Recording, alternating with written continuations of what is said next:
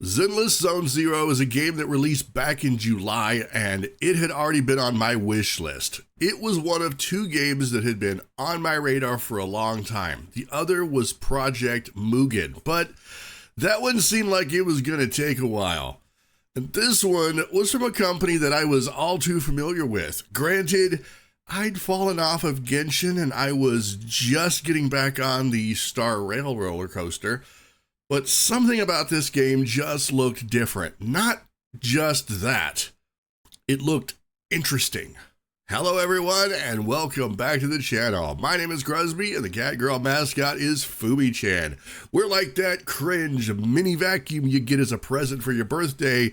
Pointless until you've been eating cheese puffs at the keyboard again. Before we get into this too far, do me a favor and let me know which Zenless character was the hardest gacha to get and which is your absolute favorite. While you're down there, hit that like button so that we can get this video pushed out to more viewers and so that YouTube still thinks I'm relevant. So I feel like I owe everyone in the gacha community a huge apology. Doesn't mean you're gonna get it, but I'll acknowledge that mistakes were made. And I did in fact sit on this game for almost 2 months. That being said, there were reasons why I didn't just jump into Zenless Zone Zero.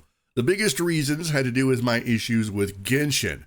I liked Genshin when it launched. I was right there day one doing streams on Twitch, but Genshin had a grind that I was not comfortable with, and there were aspects of the leveling system that just felt awkward and different from what I was used to. Also, the gacha system incorporated a lot of non-character items in the gacha pool, and I didn't like that. Yeah, these are all clearly me problems. I'm not saying any of this is gospel fact, just offering my personal experiences here. And then Honkai Star Rail came along and it hit different. It was fantastic, but like Genshin, it had a lot of the same functionality. And then I ended up getting hard stopped. I think the worst thing that can happen to me as a gamer happened. I got frustrated, so I put it down for a while.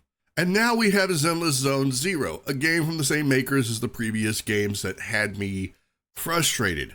So with every ounce of excitement that I felt at the prospect of a new gacha game, I also felt equal apprehension. Was this going to be a repeat? Was I going to get 20 hours in the game and get walled by some level grind? So I decided to wait. And then at the end of July, First Descendant released and put even more distance between me and Zenless.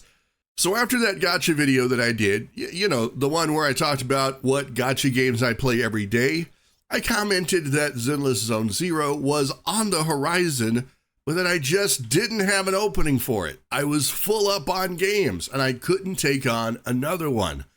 Well, turns out a slot got made, and I'll be posting a video on that very soon.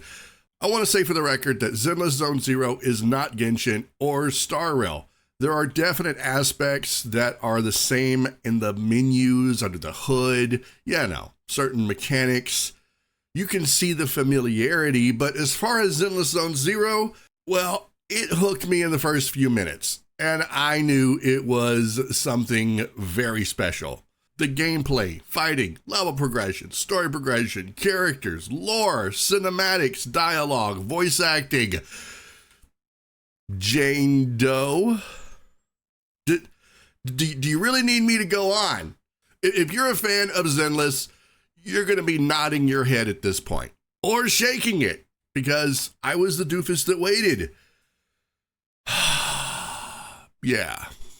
So the game has amazing fighting. I can't say enough about that. As someone that laterally shifted from Wuthering Waves to Zenless Zone Zero, I took to it right away. I'm probably not the best, and I'm sure I could do better, but it doesn't feel like it rewards only the precision fighter experts. That you can afford to be a bit noobish and still feel like you're doing something. Where I got extra hooked was when it came to Chapter 1, Part 1. Lost and Found and Cat. The story sucked me in, and I could not stop playing. I was up all night playing that chapter part. Plus, Neko Miyamana is so goddamn adorable and sweet that she should come with a diabetic warning. Straight up. Also, I never thought a chainsaw maid would make me smile, but yeah, it did. What appeals to me so hard about this game is probably its linear story progression. Unlike open world fantasy games that drop you in and then overwhelm you with side missions, this one starts you off in a straight line, and then that line casually branches to include more of the game world and then more of the side stories and the other quests. So even if it isn't a true linear path to completion, well, it feels like it, and that is way different from what I was used to. It's also very refreshing. Did I mention how amazing the characters are? Because I don't think I mentioned the characters yet. I usually gravitate only to a select few characters in a game, most of the time. And a lot of the time I get annoyed by certain archetypes. And well, let's just say my opinions on best character are always going to differ from what's trending on social media. However, I want to say that I love almost every character in this game. Yes, even Billy. I was a little unsure on Nicole and the gang at first, but the more I played through the game, the more I started to actually appreciate them. And then came the pulls. The game took a while to get to a place where I could actually do some pulls, and that was probably a good thing because it gives you an opportunity to, stretch your feet and experience the game a little bit before you go into the Gatcha section. But I was curious to see if I'd be able to do the impossible. I'd already gotten RNGesus to smile on me in Wuthering Waves with z.z.z. Could I tempt fate, look the Tempest in the eye, and call forth the power of the epic Gatcha pull? Could I get Jane Doe? You know her, right? The new hotness that everyone and their mother and fathers and cousins are talking about. I mean, I've seen the internet get thirsty. But woo, you'd think all the water in the well was poisoned by bandits. Well, it won't keep you in suspense. I did not get her in 20 pulls, but I got her in 30. Jane Doe is peak character and, dare I say it, kind of a badass. I'm liking what the game makers are putting down, and yeah, I know she's a mouse girl. Look, this is somewhat conflicting for me. I've built my brand around the annoying, cringy Catgirl thing. You think I want to upset this apple cart? Huh? Look, point is, I have a lot of catching up to do in this game. It's only been out for 2 months, and already I feel like I am light years behind everyone else, and that's not a good feeling. But I also believe that you don't need to be a tryhard and rush through the content to enjoy this game. Some things can be taken slowly. A lesson I've learned with another recent game, that getting to the end quickly means the quicker you run out of content.